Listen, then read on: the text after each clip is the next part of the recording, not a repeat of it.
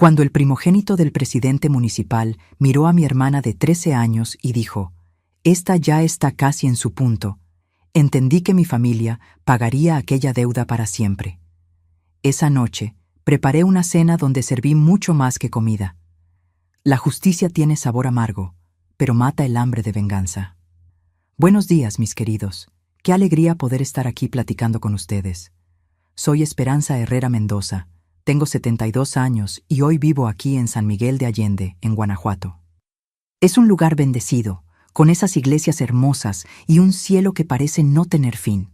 Vine a parar aquí después de una vida entera en el interior de Michoacán. Pero eso es historia para después. Hoy en día, mi pasatiempo favorito es hacer estos zarapes de retazos que ven colgados aquí atrás de mí. Cada pedacito de tela tiene una historia, ¿sabían? Unos me los regalaron, otros los saqué de ropa vieja de mis hijos y algunos los compré en los tianguis del pueblo. Coser me calma, me hace sentir que estoy juntando los pedacitos de la vida, dándole sentido a todo lo que ya viví. Empecé a hacer estos zarapes todavía en la cárcel. ¿Pueden creerlo? Era una forma de ocupar el tiempo y la cabeza. Una de las custodias, Mariana, vio que me quedaba quietecita en la esquina, sin platicar con nadie, y me enseñó a coser. Doña Esperanza, me decía, saque en las puntadas lo que no puede sacar en las palabras.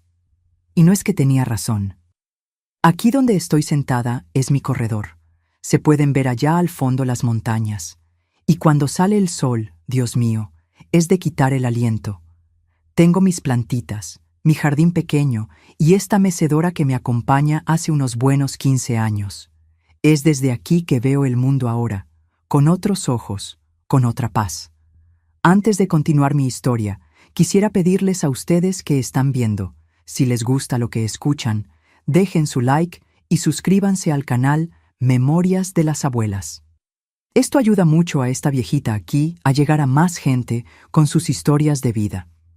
Y ustedes, mis queridos que me están viendo ahora, cuéntenme aquí en los comentarios de qué pueblito están viéndome y a qué horita del día encontraron este video. Tempranito con el café, después de la comida o ya de noche antes de dormir. Siempre leo todos los comentarios y me da mucho gusto saber de dónde son y cuándo se toman un tiempito para escuchar las historias de esta abuela. Cuento con ustedes, ¿verdad? Vamos a hacer esta cadena de cariño. Hoy les voy a contar una historia que guardé por muchos años dentro de mí. Una historia sobre una deuda antigua, de esas que marcan familias por generaciones, sobre lo que algunas personas llaman honor, pero que de honor no tiene nada. Sobre poder, sobre silencio y sobre el día en que decidí que algunas cadenas necesitan ser rotas, cueste lo que cueste. No es una historia bonita de escuchar, pero es mi historia. Y tal vez, solo tal vez, pueda ayudar a alguien que esté pasando por algo parecido a encontrar valor para cambiar su destino, como yo cambié el mío. Nací en Tzintzuntzán, Michoacán, un pueblito que antiguamente era puro adobe, casas de teja y una placita con la iglesia en el centro. Era 1953, tiempo en que la vida en el campo tenía otro ritmo. Mi papá, Aurelio Mendoza, era un hombre sencillo. Trabajaba en el campo, en tierras que no eran nuestras. Mi mamá, Carmen Herrera de Mendoza, cuidaba de la casa, de mí y de mis 3 hermanos. Yo era la segunda más grande. Después venía José, 2 años menor que yo, Ramiro, 4 años menor, y por último, mi hermanita Rosario, que era 7 años menor que yo. Nuestra casa era pequeña, de piso de tierra y techo que dejaba ver las estrellas en las noches de lluvia fuerte. Tenía 2 cuartos nada más, uno para mis papás y otro donde nosotros 4 hermanos dormíamos apretados. La cocina era el corazón de la casa, con un fogón de leña que calentaba todo en los días fríos, y un patio en la parte de atrás donde criábamos unas gallinas y teníamos una milpa pequeña. La vida no era fácil, pero era alegre a su manera. Me acuerdo de despertar con el canto del gallo, todavía oscuro, y ayudar a mi mamá a prender el fuego para hacer el café. El olorcito a café de olla se mezclaba con el de las tortillas que ella hacía casi todos los días. Era un lujo nuestro, aunque fuéramos pobres. Panza llena da ánimo para el trabajo, mi mamá siempre decía. En la escuela yo era aplicada, me gustaba aprender, principalmente las historias que la maestra Remedios contaba sobre lugares lejanos que ni me imaginaba que existían. Iba descalza hasta la escuelita, que quedaba a unos 20 minutos caminando de nuestra casa. En el camino, pasaba por el centro del pueblo, donde estaba la casona de la familia Aguirre. Los Aguirre eran los dueños de Tzintzuntzan, eso todo mundo lo sabía. Don Sebastián Aguirre había sido presidente municipal por 3 periodos seguidos cuando yo era chiquita, y después pasó el cargo a su hijo mayor, Roberto. Pero todo mundo sabía que quien mandaba de verdad era todavía el viejo. Tenían la hacienda más grande de la región, la única tienda que vendía de todo y hasta el banco del pueblo les pertenecía. Decían que no se movía ni una hoja en Tzintzuntzan sin que los Aguirre lo permitieran. Cuando yo pasaba enfrente de su casona, siempre bajaba el paso. Era la construcción más bonita que había visto, con ventanas grandes, un corredor que rodeaba toda la casa y un jardín al frente con flores que ni sabía cómo se llamaban. A veces veía a los 4 hijos de don Sebastián saliendo a caballo. Eran puros hombres. Roberto, el mayor, ya con sus 30 y tantos años en aquella época. Fernando, que era un poco menor. Eduardo, que debía tener unos 20 y tantos. Y Miguel, el más chico, que era poco mayor que yo. Mi mamá siempre me apuraba cuando me quedaba viendo la casa de los Aguirre. «Baja la cabeza y sigue tu camino, niña», me decía con una voz extraña que solo usaba cuando se trataba de aquella familia.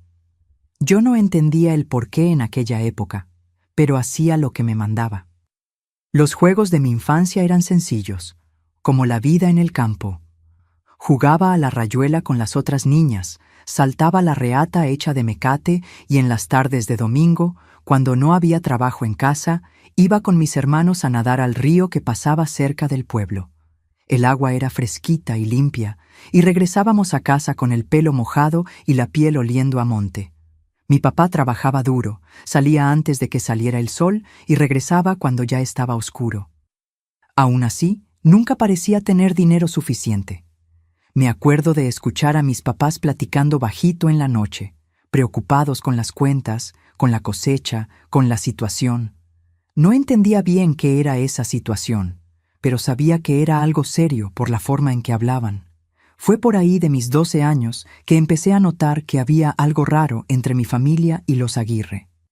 Siempre que alguno de ellos pasaba cerca de nuestra casa, mi papá se quitaba el sombrero y bajaba la cabeza, aunque estuviera dentro de nuestra propiedad. Mi mamá se ponía tensa, los hombros duros como piedra.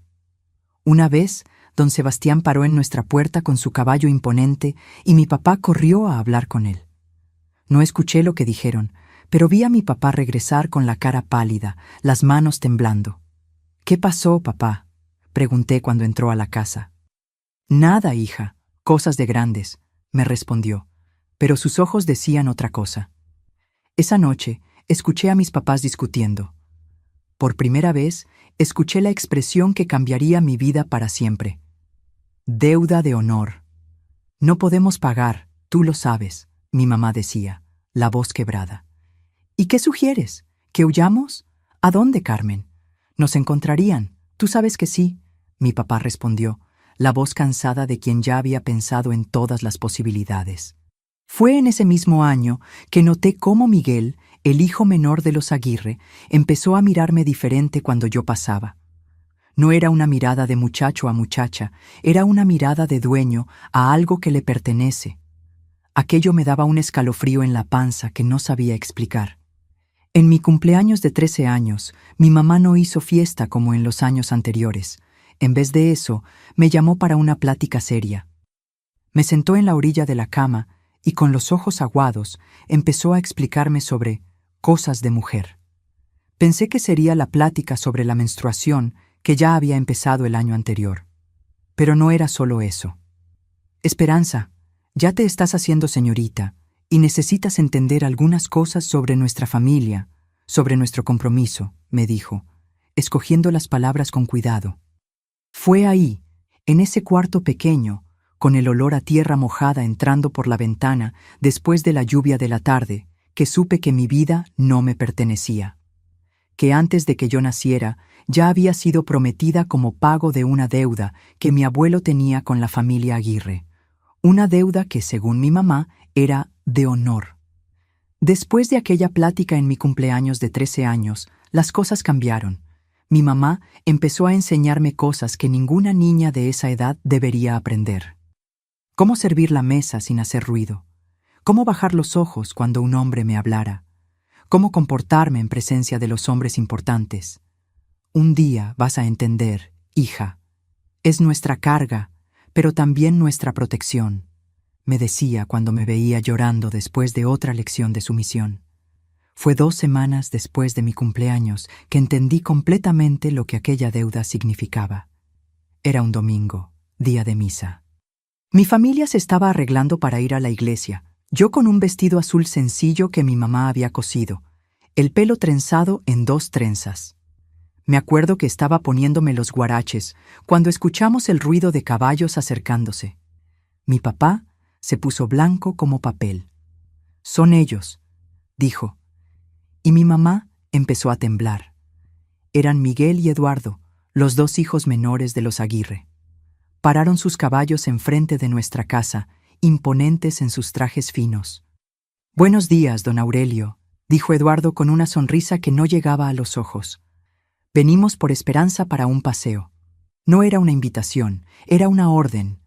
Mi papá miró al suelo, las manos apretando el sombrero con tanta fuerza que los nudillos se pusieron blancos. «Se está arreglando para la misa, don Eduardo».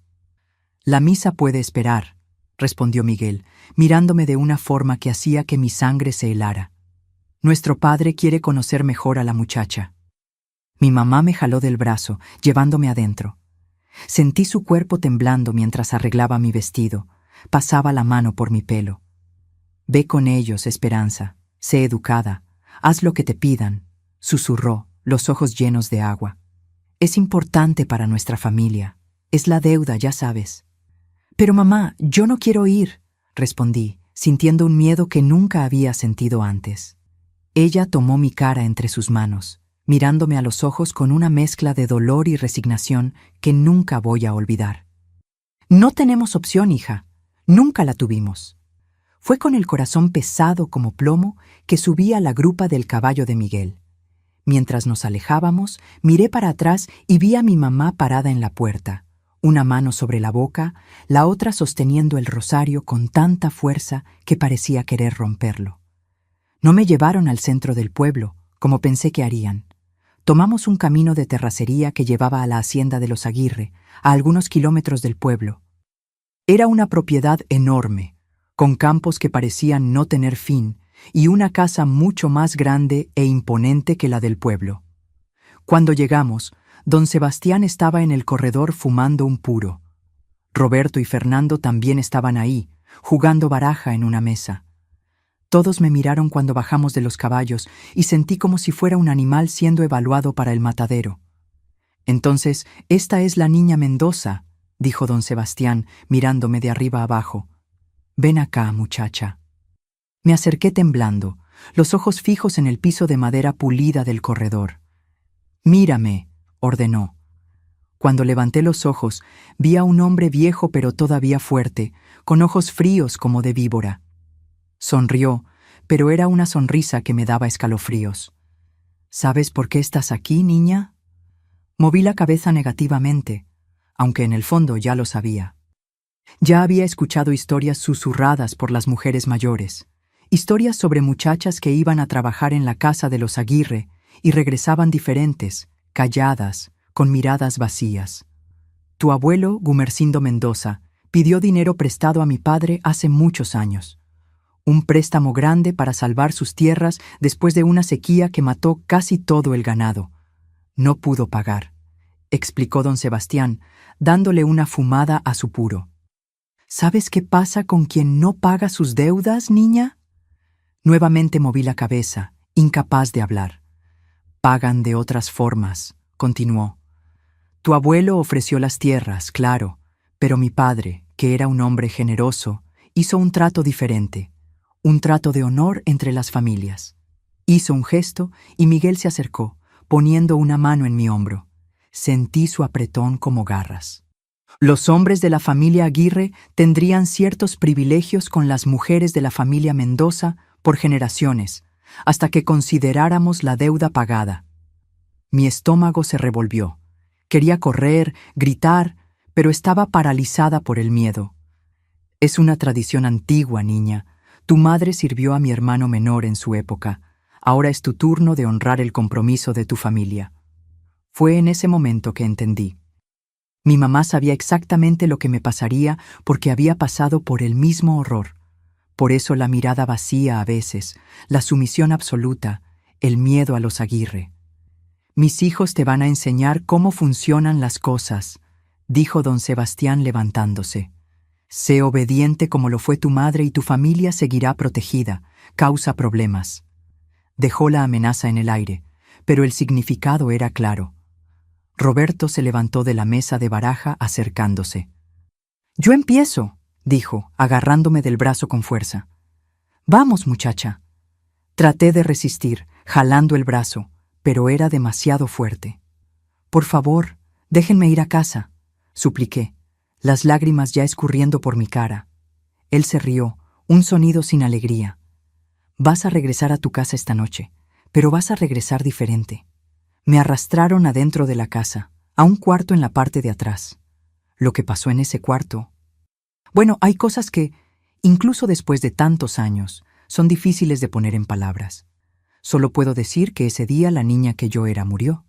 En su lugar quedó solo un cuerpo vacío, un cascarón. Cuando regresé a casa, ya era de noche. Eduardo me trajo a caballo, dejándome en la puerta como si me estuviera haciendo un favor. Entré tambaleándome, sintiendo dolores que nunca había sentido antes, por dentro y por fuera. Mi mamá estaba sentada en la mesa de la cocina esperando. Cuando me vio, sus ojos se llenaron de lágrimas, pero no dijo nada sobre mi estado. Solo se levantó, llenó una palangana con agua tibia y empezó a lavarme, como hacía cuando yo era chiquita. Así es, hija, susurró mientras pasaba el trapo con cuidado por los moretones. Así fue conmigo también. Una sobrevive. ¿Por qué, mamá?, pregunté entre sollozos. ¿Por qué no huimos? Ella paró, mirando alrededor como si temiera que las paredes tuvieran oídos. Ya vi lo que pasa con quien trata de huir de los Aguirre. Una familia lo intentó hace unos años. El papá apareció muerto en el río. La mamá y las hijas. Nunca más nadie supo de ellas. Esa noche no pude dormir. Me quedé mirando el techo, escuchando la respiración de mis hermanos, pensando en cómo mi vida había cambiado en un solo día, y en los días que vendrían por delante, porque no fue solo esa vez. A partir de ese domingo, los hijos de don Sebastián empezaron a aparecer regularmente en nuestra casa. A veces venían todos juntos, a veces solo uno o dos. Mi mamá siempre me avisaba cuando los veía acercándose. «Ve a lavarte, Esperanza, ya vienen», me decía, y yo obedecía automáticamente, preparándome para el horror que sabía que vendría. Lo peor era cuando mi mamá se quedaba afuera del cuarto mientras ellos estaban conmigo. Una vez, cuando traté de gritar de dolor, escuché su voz firme del otro lado de la puerta. «Es la deuda de honor de nuestra familia. Aguanta hasta el final». Los meses se convirtieron en años y los años en una pesadilla sin fin. Entre mis 13 y 17 años, viví como una sombra en mi propia casa. Los hijos de don Sebastián venían cuando se les antojaba, a veces en medio de la noche, tocando nuestra puerta como si fueran dueños no solo de la tierra, sino de nuestras vidas. Mi papá tomaba cada vez más para soportar la vergüenza. Se paraba en la cantina después del trabajo y solo regresaba tambaleándose, los ojos rojos de mezcal y lágrimas que nunca derramaba enfrente de nosotros. Una vez, borracho, trató de enfrentar a Fernando cuando llegó a casa.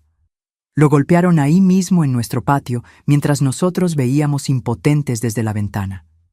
«Nunca más intentes esto, don Aurelio», Fernando dijo, limpiándose la sangre de los nudillos en su camisa cara. «La próxima vez no será solo usted quien pague». Después de eso, mi papá parecía un perro apaleado. Salía de casa cuando ellos llegaban, regresando solo horas después. Ya no podía mirarme a los ojos. Mis hermanos también sufrían. José, que era solo 2 años menor que yo, tenía los puños siempre cerrados de coraje, pero sabía que no podía hacer nada. Una vez, a los 14 años, trató de defenderme cuando Miguel me arrastró al cuarto. Le dieron una golpiza tan grande que estuvo en cama por una semana, escupiendo sangre. «No vale la pena, José», le decía, pasando trapos húmedos en sus moretones. «Son demasiado fuertes». «Un día voy a matar a todos ellos, Esperanza», juraba, los ojos ardiendo de odio. «Te lo juro por Dios que lo haré». Pero nunca tuvo esa oportunidad. Cuando cumplió 16 años, José huyó de casa. Dejó solo una nota. «No aguanto más ver lo que te hacen. Voy a buscar ayuda». Nunca más tuvimos noticias de él. Algunos decían que se había ido a Ciudad de México, otros que lo habían encontrado muerto en la carretera. Los Aguirre solo se rieron cuando supieron de la fuga. «Uno menos de qué preocuparse», dijo Roberto, ahora presidente municipal por 2 periodos, mientras me empujaba contra la pared de la despensa. «Tu hermanito fue listo, sabe que no puede luchar contra nosotros».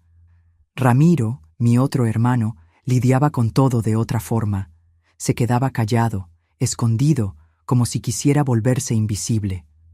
A los 12 años, ya era un niño de ojos opacos, sin brillo. Dejó de hablar casi completamente. En la escuela, la maestra decía que era lento, que tenía problemas. No eran problemas, era trauma.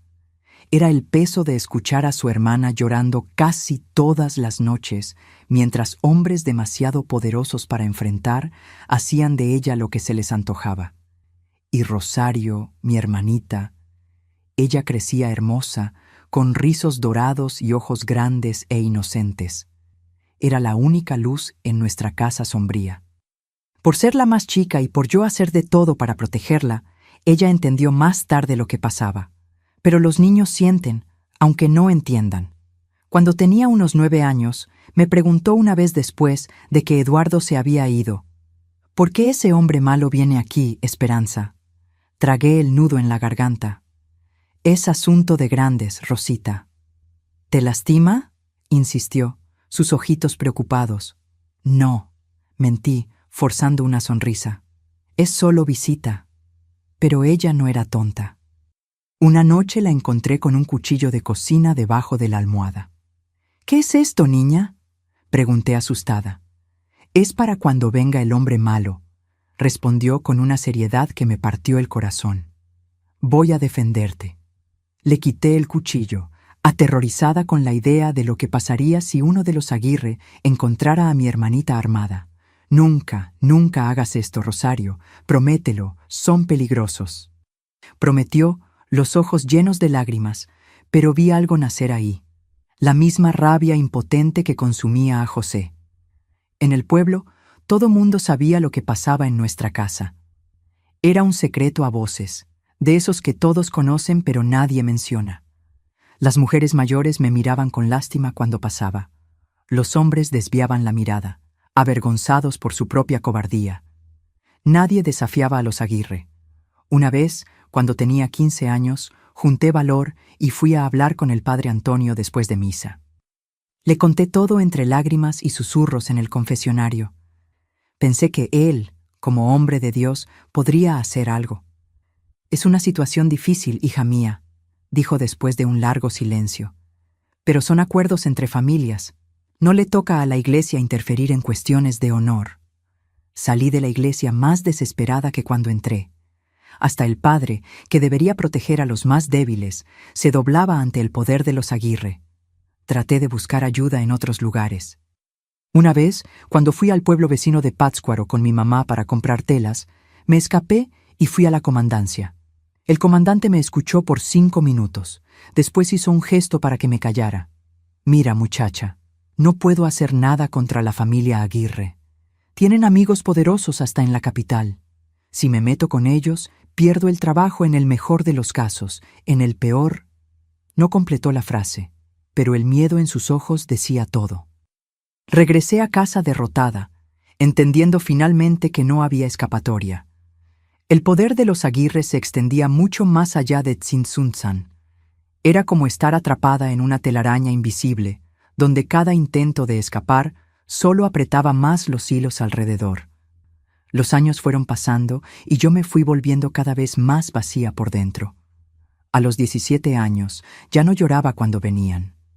Había aprendido a separarme de mi cuerpo, a dejar que mi mente vagara lejos mientras ellos hacían lo que querían. Pensaba en las nubes, en las montañas lejanas, en lugares donde podría estar libre. Mi mamá veía lo que me estaba pasando. Una noche, después de que Fernando y Miguel se fueron, entró al cuarto y me abrazó largamente. «Eres fuerte, mi hija», susurró, «más fuerte de lo que yo jamás fui». «No me siento fuerte, mamá», respondí, la voz tan bajita como la de ella. «Me siento muerta por dentro». Ella apartó el pelo de mi cara, como hacía cuando yo era chiquita. «Lo sé, pero vas a sobrevivir a esto. Tienes que sobrevivir». Fue cuando entendí que mi mamá no estaba solo resignada. Estaba rota. Había aceptado aquella vida como inevitable, como un castigo divino que teníamos que soportar. No podía juzgarla. ¿Cómo podría cuando yo misma había tratado todos los caminos y encontrado solo puertas cerradas? La rutina de horror continuó. Roberto, siendo el presidente municipal, venía menos veces, pero cuando venía era el peor. Fernando tomaba mucho y se ponía violento. Eduardo era frío, calculador. Miguel, el más joven, tenía un placer especial en humillarme, en hacerme sentir menos que humana. «Eres nuestra, ¿entiendes?», me decía mientras jalaba mi pelo. «Vas a ser nuestra hasta que decidamos que la deuda está pagada». Lo que más me destruía no era el dolor físico, ni siquiera la humillación. Era el conocimiento de que no había un final a la vista, que aquella deuda nunca sería considerada pagada, que era solo una excusa para ejercer poder, para someter. En el verano en que cumplí 18 años, algo pasó que cambió todo. Don Sebastián, ya viejo y enfermo, murió de un infarto. El pueblo entero fue al velorio, incluyendo mi familia. Teníamos que ir, no era una opción. Nos quedamos al fondo de la iglesia, callados, con la cabeza baja. Durante el velorio, noté cómo Roberto miraba a Rosario, que ahora tenía 12 años y empezaba a hacerse señorita. No era una mirada cualquiera, era la misma mirada que Miguel me había dado años atrás cuando todo empezó. Un escalofrío recorrió mi espalda.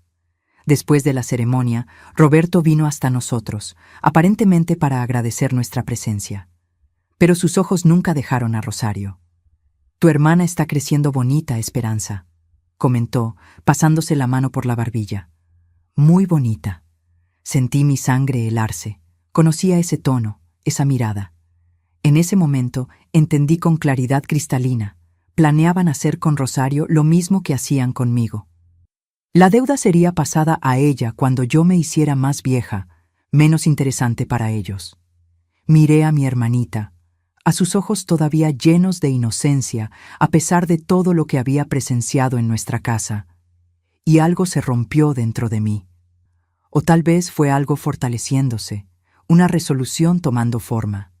En ese momento juré por lo más sagrado, nunca tocarían a mi hermana, nunca.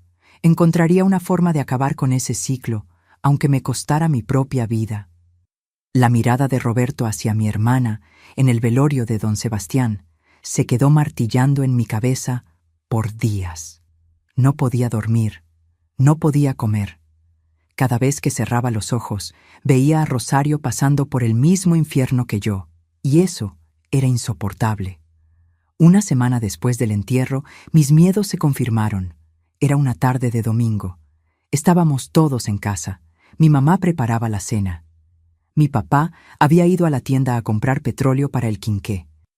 Yo ayudaba a Rosario con una muñeca de trapo que estábamos cosiendo juntas. Fue cuando escuchamos los caballos. Por la ventana vi a Roberto y Miguel acercándose. Mi corazón se disparó. «Mamá», llamé, la voz temblorosa. «Ya vienen». Mi mamá dejó caer la cuchara con la que revolvía los frijoles. Se secó las manos en el mandil y dijo automáticamente: Ve a lavarte, Esperanza. No respondí, mirando a Rosario, que había palidecido al escuchar los caballos. No es por mí que vienen esta vez. Mi mamá siguió mi mirada hasta Rosario y entendió. Vi el terror esparcirse por su cara. No, susurró, es solo una niña. Yo también era, respondí, la voz más firme de lo que jamás había sido. En ese momento tocaron la puerta. Mi mamá se quedó paralizada, entonces fui yo quien abrió. Roberto y Miguel estaban ahí, con sus sonrisas frías. Buenas tardes, Esperanza, dijo Roberto quitándose el sombrero. Venimos a hacer una visita a tu familia. Estamos ocupadas, respondí, tratando de cerrar la puerta. Roberto puso el pie en la rendija, impidiendo que cerrara. No seas maleducada, solo queremos platicar. Entraron a la fuerza. Roberto fue directo a donde Rosario estaba sentada, paralizada de miedo. ¿Cómo estás, pequeña Rosario?, preguntó, pasando la mano por su pelo. Te estás haciendo una señorita muy bonita. Rosario se encogió, mirándome con ojos suplicantes. Algo dentro de mí explotó. No la toquen, dije, la voz baja pero cargada de una rabia que no sabía que tenía. Roberto se volteó hacia mí, sorprendido. En todos esos años, yo nunca había resistido. ¿Qué dijiste? Dije que no toquen a mi hermana, repetí, poniéndome entre él y Rosario. Él se rió, incrédulo. ¿Olvidaste quién manda aquí, Esperanza? ¿Olvidaste la deuda de tu familia? No olvidé nada, respondí, pero la deuda es conmigo, no con ella. Roberto intercambió una mirada con Miguel, que sonrió de una forma que me dio escalofríos. Entonces decidimos qué queremos a tu hermanita. Entonces, sin aviso, Roberto me dio una cachetada que me tiró al suelo. No decides nada, tonta, dijo, agachándose para hablarme al oído. Nosotros decidimos, y decidimos que tu hermanita ya está en edad de empezar a pagar también. Mi mamá finalmente reaccionó, corriendo a abrazar a Rosario. Por favor, señor presidente, suplicó. Es solo una niña, por favor. Roberto ignoró a mi mamá. Hizo un gesto a Miguel, que agarró a Rosario del brazo, arrancándola del abrazo de mi mamá. ¡No!, grité levantándome. Llévenme a mí en su lugar. Hagan lo que quieran conmigo, pero déjenla en paz. Tendremos a las dos, respondió Roberto agarrándome del cuello. Así es como funciona. Tu madre debió haberte explicado mejor. En ese momento, la puerta se abrió y mi papá entró. Vio la escena. Yo siendo sujetada del cuello por Roberto, Rosario llorando en el agarre de Miguel, mi mamá de rodillas. Por un instante vi algo despertar en los ojos de mi papá, una chispa de valor, de rabia.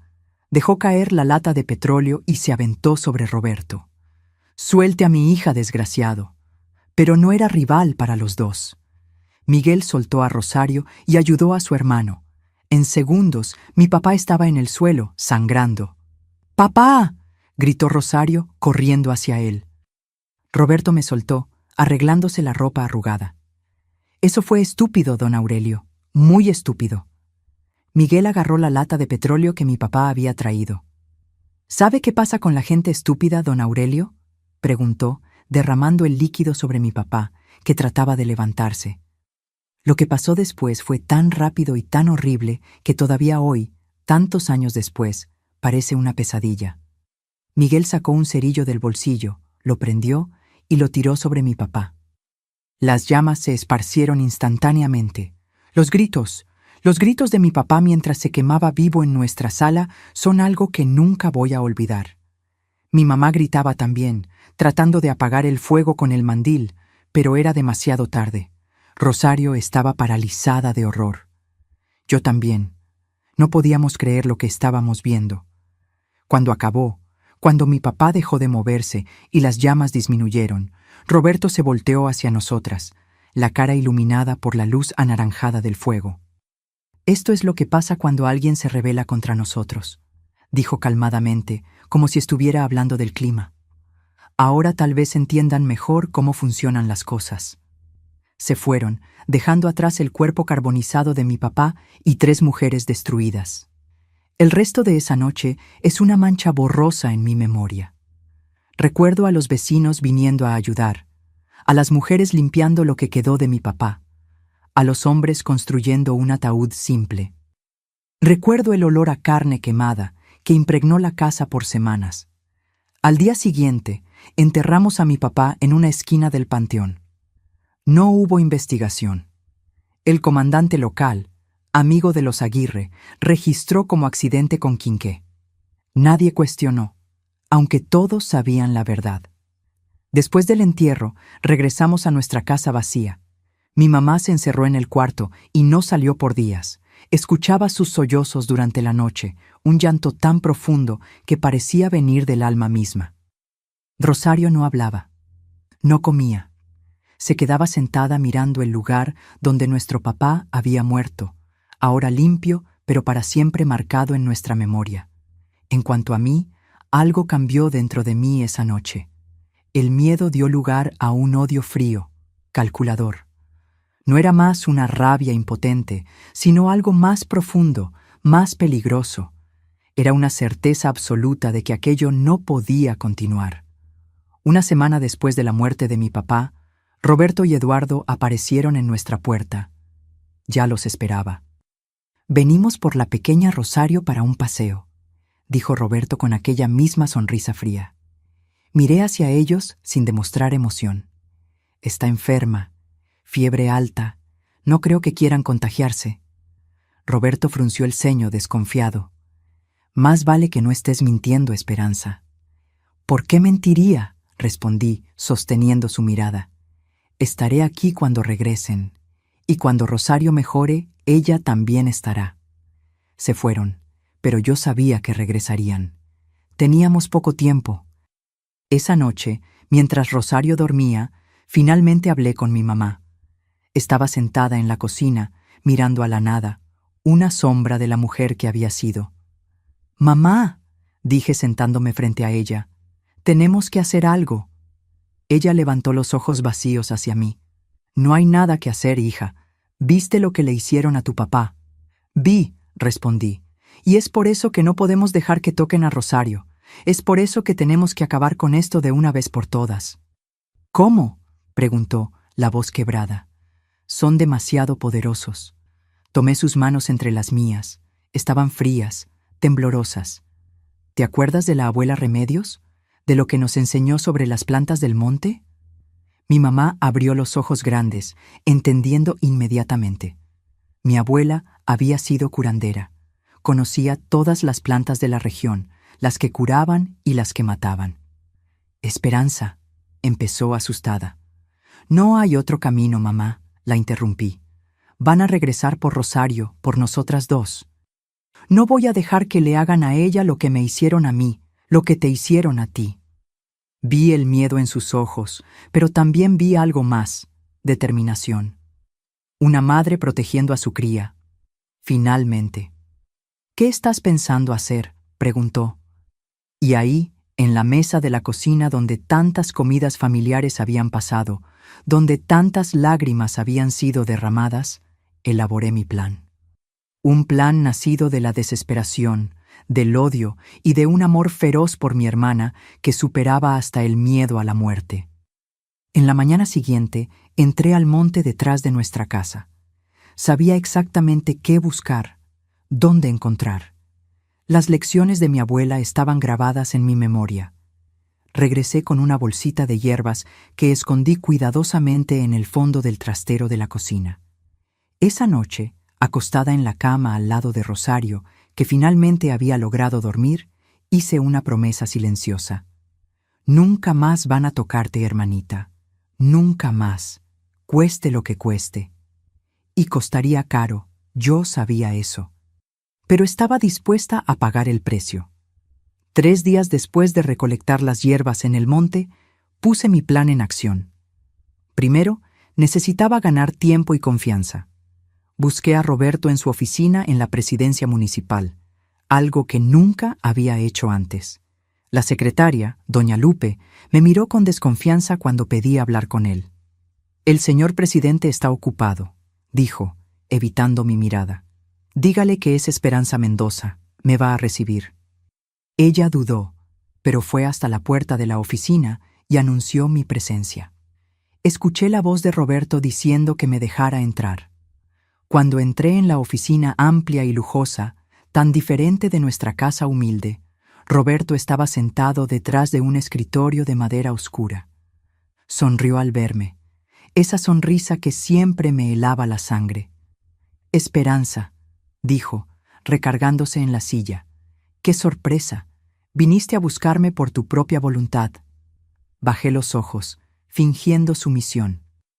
«Vine a pedir disculpas por el comportamiento de mi familia, señor presidente. Después de la muerte de mi papá, mi mamá y mi hermana están muy alteradas. Necesitamos tiempo». Me estudió por un momento. «¿Tiempo? ¿Y qué gano yo con eso?». Tragué saliva. Pensé que tal vez podríamos hacer un trato. Yo seguiría sirviéndoles a ustedes como antes, pero dejarían a mi hermana en paz hasta que sea un poco mayor. Roberto se rió. «¿Y por qué aceptaría eso cuando puedo tener a las dos?». «Porque yo sería más cooperativa», respondí, forzándome a mirarlo. «No habría resistencia, y para mostrar mi buena voluntad, quisiera invitarlos a usted y a sus hermanos a una cena en nuestra casa. Una cena de reconciliación». Levantó las cejas, sorprendido. En todos esos años nunca los habíamos invitado a nada. Ellos siempre tomaban lo que querían. «¿Una cena?», repitió desconfiado. «Sí. Mi mamá hará ese mole poblano que tanto le gusta a don Fernando. Y yo misma prepararé un postre especial, un dulce de leche con hierbas del monte, receta de mi abuela». Lo estudió por un largo momento. Vi la desconfianza en sus ojos, pero también vi el interés. La idea de que nosotras los invitáramos, los sirviéramos voluntariamente, apelaba a su ego, a su sentido de poder. «Muy bien», finalmente dijo. «¿Cuándo sería esa cena?». «El próximo domingo, a las 7 de la noche», respondí prontamente. «Si puede avisar a sus hermanos». «Yo les aviso», dijo, levantándose y rodeando el escritorio. Se acercó a mí, tocando mi cara con el dorso de la mano. «Esto es interesante, Esperanza. Finalmente aprendiste tu lugar». Contuve el impulso de retroceder, de morder esa mano que me tocaba. En vez de eso, forcé una sonrisa. «Sí, señor presidente, aprendí». Cuando salí de la presidencia, mi corazón latía tan fuerte que pensé que iba a explotar en el pecho. Parte del plan estaba en marcha, pero la parte más difícil todavía estaba por venir. Los días siguientes fueron de preparación cuidadosa. Mi mamá, aunque aterrorizada, siguió mis instrucciones. Limpiamos la casa como nunca antes. Arreglamos la mesa con nuestro mejor mantel, que ni era tan bueno. Pusimos los pocos cubiertos de plata que habíamos heredado de mi abuela. Rosario nos observaba con ojos confusos. No entendía por qué estábamos invitando a nuestra casa a los hombres que habían matado a nuestro papá, los hombres que nos aterrorizaban hace años. «¿Por qué vienen a cenar aquí?», preguntó mientras me ayudaba a limpiar los platos. Miré a mi mamá, que asintió levemente. Era hora de que Rosario supiera, al menos parte de la verdad. «Vamos a resolver una situación antigua, Rosita», expliqué, tomando sus manos. «Pero necesito que hagas exactamente lo que voy a pedir. El domingo, cuando ellos lleguen, vas a ir a casa de doña Esperanza». Doña Esperanza era nuestra vecina, una señora viuda que vivía sola y siempre había sido buena con nosotras. «No quiero ir», Rosario protestó. «Quiero quedarme con ustedes». «No, mi querida», mi mamá intervino. «Es mejor que no estés aquí. Es una plática de adultos». «¿Es por la deuda?», preguntó, sorprendiéndonos. «Aquella que dicen que tenemos que pagar». Mi mamá palideció. «¿Sabes de eso?». «Escuché cuando platican», respondió con una sabiduría más allá de sus años. «Y vi lo que le hacen a Esperanza. No soy una niña». Mi mamá se sentó, las piernas temblando. «Dios mío. Es por eso que necesitamos resolver esto, Rosario», dije, arrodillándome frente a ella. «Y necesitamos que estés segura mientras lo hacemos». «¿Confías en mí?». Asintió, los ojos aguados. «Confío». «Entonces, por favor, haz lo que te estamos pidiendo. Ve a casa de doña Esperanza el domingo y no salgas de ahí hasta que yo o mamá vayamos por ti. ¿Prometes?». Prometo, respondió, abrazándome con fuerza. Los días pasaron lentamente hasta el domingo. En la víspera, preparé el dulce de leche especial, usando las hierbas que había recolectado. Trabajé sola, tarde en la noche, después de que todos se habían acostado. La receta de mi abuela Remedios era precisa, una mezcla de plantas de la región que en pequeñas dosis causaban solo malestar, pero en cantidad mayor. El domingo, a las 5 de la tarde, llevamos a Rosario a casa de doña Esperanza. «Quédate aquí hasta que venga por ti», dije, besando su frente. «Pase lo que pase, no salgas de aquí». Asintió, seria. Creo que aunque tenía 12 años, sabía que algo grave estaba por pasar. Regresamos a casa y terminamos los preparativos. Mi mamá preparó el mole, su platillo más famoso, con pollo bien sazonado y mucho chocolate. Yo arreglé la mesa, poniendo lo mejor que teníamos, el mantel de encaje que mi abuela había hecho, los platos que solo usábamos en ocasiones especiales, los vasos de vidrio que guardábamos en la alacena de arriba. En el centro de la mesa puse una botella de tequila que había comprado en la tienda. No era un tequila fino como los que los Aguirre tomaban, pero serviría al propósito. Al lado, el dulce de leche en un platón de barro, cubierto con canela. A las 7 en punto, escuchamos los golpes en la puerta. Eran puntuales, al menos eso. Mi mamá abrió, saludándolos con una formalidad que nunca había usado antes.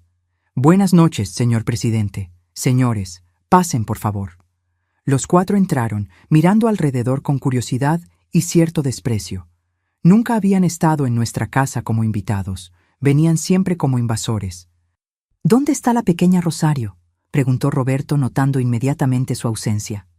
«Está en casa de la vecina», respondí rápidamente. Pensamos que era mejor que no participara de la cena. Es una plática de adultos, después de todo. Roberto frunció el ceño, pero Fernando ya estaba oliendo el aroma de la comida. «Ese mole huele delicioso, doña Carmen». Mi mamá forzó una sonrisa. «Gracias, don Fernando. Espero que les guste». Nos sentamos a la mesa. Yo serví el tequila para ellos, un vaso para cada uno. Para mí y mi mamá serví agua. «¿No van a tomar con nosotros?», preguntó Eduardo desconfiado. «Desafortunadamente no podemos», respondí. «Estamos tomando una medicina que no se mezcla con alcohol. Cosa de mujeres, ya saben». Se rieron, esas risas groseras que yo conocía tan bien. La cena prosiguió. Comieron con ganas, elogiando la comida de mi mamá.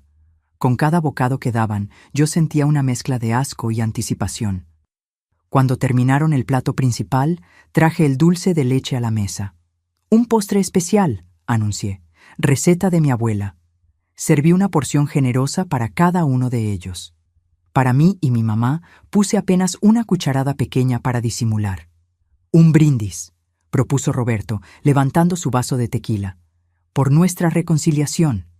Levanté mi vaso de agua. «Por la justicia», dije bajito, pero nadie pareció notar la diferencia. Comieron el dulce con gusto. Miguel hasta repitió.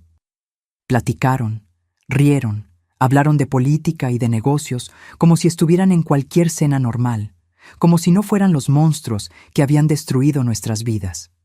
Fue cerca de 20 minutos después del postre que Fernando empezó a sudar. Pasó la mano por la frente, aflojó el cuello de la camisa. «Hace calor aquí, ¿no?», comentó. Poco después, Miguel llevó la mano al estómago.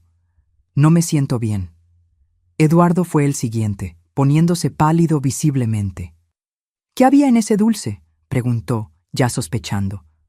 Roberto, que siempre fue el más listo, se levantó abruptamente. «Ustedes…», empezó, pero no pudo terminar la frase. Se dobló sobre la mesa, vomitando. Los otros 3 también empezaron a sentirse mal. Vómitos, temblores, sudores fríos. Fernando cayó de la silla, retorciéndose en el suelo. «¿Qué nos hicieron?», gritó Roberto, tratando de levantarse, pero sus piernas no obedecían. Mi mamá estaba paralizada, mirando la escena con horror, pero yo me mantuve calmada, extrañamente calmada. «La deuda está siendo pagada», respondí, mi voz firme. «La verdadera deuda». Los 4 estaban ahora en el suelo, gimiendo, retorciéndose. Miguel fue el primero en dejar de moverse. Sus ojos quedaron vidriosos, fijos en el techo. Después fue Fernando, que tuvo una convulsión violenta antes de quedar inmóvil. Eduardo todavía trató de arrastrarse hasta la puerta, pero no lo logró. Murió a medio camino, la mano extendida como si implorara ayuda. Roberto fue el último. Incluso envenenado, incluso muriendo, todavía encontró fuerza para maldecirme. «Vas a pagar por esto, desgraciada», jadeó, sangre escurriendo por la comisura de su boca. «Vas a pudrirte en la cárcel». Me arrodillé a su lado, mirando en sus ojos que ya empezaban a perder el enfoque. «Tal vez», respondí, «pero la deuda está pagada, y mi hermana nunca sabrá lo que es ser tocada por manos como las suyas». Fueron sus últimas palabras. Minutos después, los 4 hombres que habían aterrorizado a nuestra familia por generaciones estaban muertos en nuestra sala. Mi mamá lloraba silenciosamente en una esquina. Me acerqué, tomando sus manos. «Ya está hecho, mamá», dije. «Se acabó». «¿Qué hacemos ahora?», preguntó entre sollozos. «Ahora yo asumo la responsabilidad. Tú cuida de Rosario. Asegúrate de que tenga una vida diferente de la nuestra». Salí a la calle y caminé hasta la comandancia. El comandante local, Ignacio Vasconcelos, estaba ahí. Un hombre que siempre había volteado los ojos para los abusos de los Aguirre, que nunca nos había ayudado cuando lo necesitábamos. «Los hermanos Aguirre están muertos», anuncié al entrar. «Yo los envenené. Están en mi casa». Me miró como si hubiera perdido el juicio. «¿Qué?», balbuceó. Me escuchó. «Los maté a todos con hierbas que mi abuela me enseñó a reconocer. Fui yo, solo yo. Mi mamá no tuvo nada que ver con esto». Me arrestaron en ese mismo momento, me esposaron y me encerraron en una celda en la parte de atrás de la comandancia. La noticia corrió por el pueblo como fuego en pasto seco. Los 4 hombres más poderosos de Tzintzuntzan, muertos por una muchacha de 18 años. El juicio fue rápido. No había mucho que defender. Yo había confesado, asumido toda la culpa. Expliqué por qué había hecho lo que hice. Conté sobre los años de abuso, sobre la muerte de mi papá, sobre la amenaza a mi hermana. Pero eso poco importó para el juez, que era amigo cercano de los Aguirre. Fui condenada a 25 años de prisión por homicidio calificado. Me mandaron a la penitenciaría femenil en Morelia, lejos de todo y de todos los que conocía. Pero saben, incluso en los momentos más oscuros de esos años de prisión, nunca me arrepentí. Cada día que pasaba detrás de las rejas era un día en que mi hermana estaba libre, en que ella podía crecer sin el miedo que había sido mi compañero constante por tantos años. Salí de la cárcel en 1996, después de cumplir 25 años de mi condena. Había entrado como una joven de 18 años y salí como una mujer de 43, con canas ya apareciendo entre mi pelo oscuro y líneas profundas alrededor de los ojos. Pero salí con la cabeza en alto, sin haberme arrepentido nunca de lo que hice. El mundo afuera había cambiado mucho. La primera vez que vi un celular pensé que era algún tipo de juguete. Computadoras, internet, todo eso era nuevo para mí. Pero algunas cosas nunca cambian. El cielo de Michoacán seguía azul como siempre. El olor de la tierra después de la lluvia todavía era el mismo, y la sensación de libertad, esa no tiene precio. Mi mamá había fallecido 2 años antes de mi liberación. Una enfermedad del corazón se la llevó mientras dormía.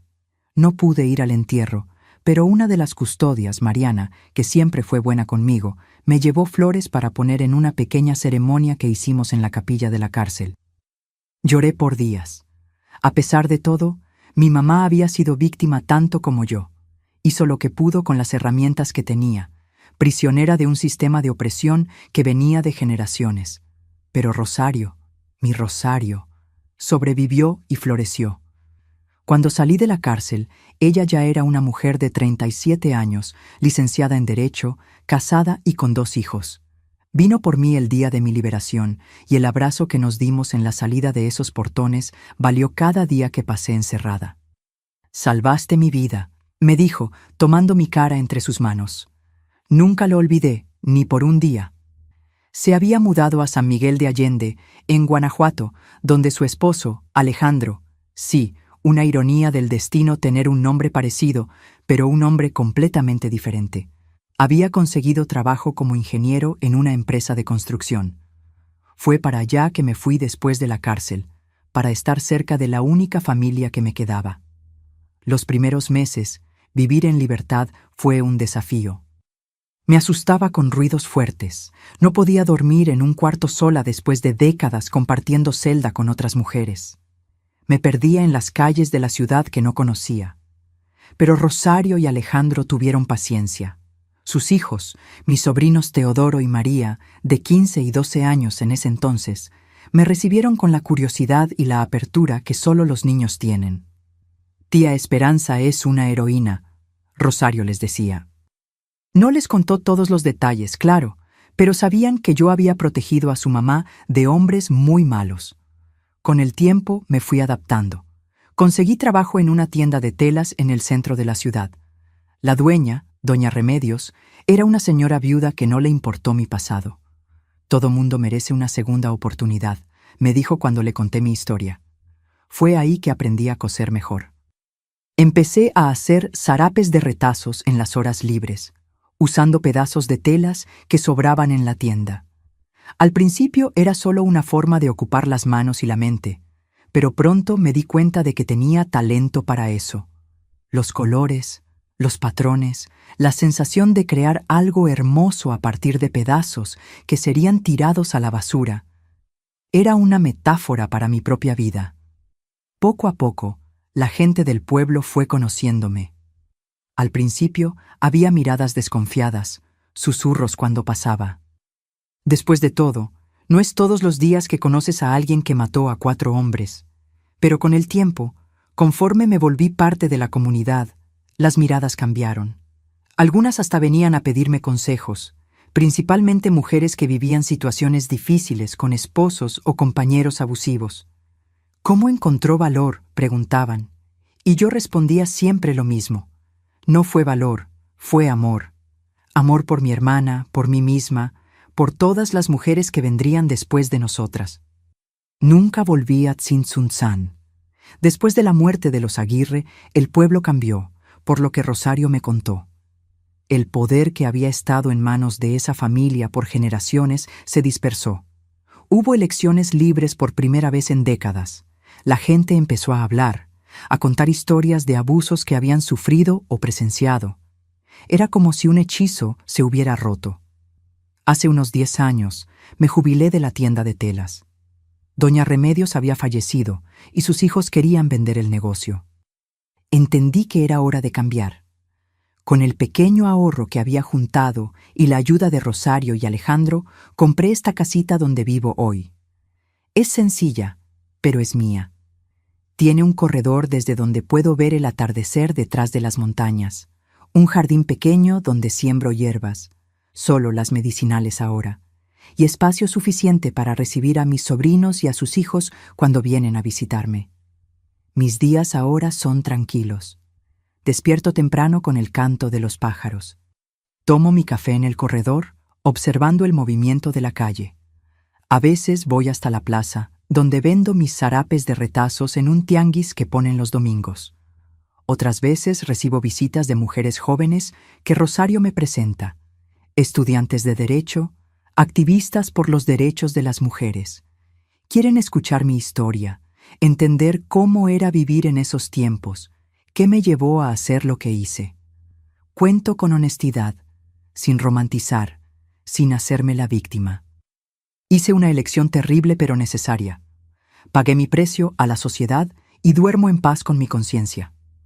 Teodoro, mi sobrino mayor, ahora tiene 44 años y 3 hijos. Es profesor universitario en Querétaro, da clases de historia. A veces usa mi historia como ejemplo cuando habla sobre el poder de los caciques en el México rural, sobre cómo la justicia oficial muchas veces fallaba con los más vulnerables. María, la más chica, siguió los pasos de su mamá y se volvió abogada. Trabaja defendiendo a mujeres víctimas de violencia doméstica. Tengo mucho orgullo de los dos. Rosario y Alejandro están jubilados ahora, pero siguen activos. Ella da conferencias sobre derechos humanos. Él hace trabajo voluntario, construyendo casas para familias necesitadas. Son una pareja admirable, el tipo de personas que te hacen creer que el mundo puede ser mejor. En cuanto a mí, soy solo una viejita que hace zarapes y cuenta historias. Manos que un día sirvieron para quitar vidas, ahora crean belleza. No sé si es redención, pero es suficiente para mí. Cargo mis cicatrices con dignidad, las visibles en las manos callosas y las invisibles en las memorias que a veces todavía me persiguen en noches de tormenta. Pero cuando miro hacia atrás, a todo lo que viví, no veo solo dolor y pérdida. Veo también fuerza, resistencia y, sobre todo, la victoria silenciosa de haber roto un ciclo de abuso que podría haber continuado por más generaciones. Veo a mi hermana, que creció libre del terror que yo conocí. Veo a mis sobrinos y sobrinos nietos que nunca sabrán lo que es vivir bajo el yugo de hombres como los Aguirre. Y eso, mis queridos, no tiene precio. Mis queridos, al contar mi historia, no busco glorificar lo que hice. Quitar vidas es siempre una tragedia, incluso cuando sentimos que no hay otra salida. Lo que espero es que nadie más tenga que llegar al punto al que yo llegué para proteger a quien ama. Si están pasando por situaciones de abuso, sepan que hoy existen caminos que no existían en mi tiempo. Hay leyes, ministerios públicos especializados, refugios, personas dispuestas a ayudar. Busquen esa ayuda, no se callen. Su voz es poderosa, incluso cuando tiembla. Aprendí que la edad no define nuestra fuerza, sino nuestra capacidad de volver a empezar cada día. Mis arrugas son mapas de supervivencia. Cada una cuenta una historia de dolor superado. La vida me enseñó que hasta en la oscuridad más profunda, nuestra luz interior nunca se apaga. Nunca permití que mi dignidad fuera robada, incluso cuando trataron de quitarme todo. Descubrí que somos más fuertes de lo que imaginamos, especialmente cuando pensamos que ya no aguantamos más. El tiempo no cura todas las heridas, pero nos enseña a vivir con ellas y aún así sonreír. Mi historia no es sobre lo que me hicieron, sino sobre cómo elegí responder. Aprendí que la verdadera fortaleza no está en nunca caer, sino en levantarse todas las veces. El abuso deja cicatrices invisibles, pero la recuperación muestra que podemos florecer incluso después de la tormenta. En cualquier país, en cualquier cultura, nadie tiene el derecho de someter a otro ser humano. Nadie tiene el derecho de usar poder, dinero o tradición para abusar de personas vulnerables. La dignidad humana es un valor universal que necesita ser respetado. Si conocen a alguien viviendo situaciones de abuso o violencia, extiendan su mano. A veces, todo lo que una persona necesita es saber que no está sola, que alguien le cree. Sean esa persona. Pueden ser la diferencia entre la desesperación y la esperanza en la vida de alguien. Y si están pasando por momentos difíciles ahora, recuerden, las tormentas pasan. Pueden durar más de lo que quisiéramos, pueden dejarnos cicatrices, pero pasan. Y del otro lado, hay luz. Siempre hay luz. Mis queridos que vieron hasta aquí, necesito su apoyo ahora mismo. Esta historia que acabo de contar no es solo mía. Es la historia de tantas otras mujeres que vivieron y todavía viven situaciones parecidas.